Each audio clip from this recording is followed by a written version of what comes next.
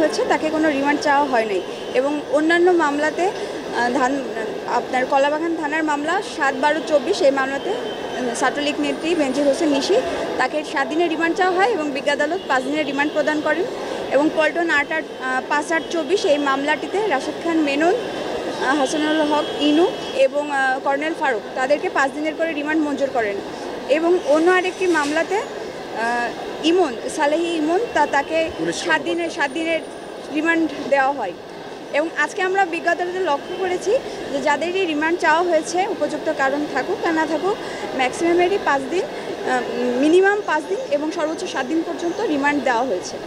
এটা মানে 5 দিন চাইছে 5 দিনই দিয়ে দিচ্ছে, 7 দিন চাইছে 7 দিনই দিয়ে দিচ্ছে, মানে এটাকে আপনারা কিভাবে দেখছেন? এটাকে আমরা দেখছি প্রেসক্রাইবড ম্যানার।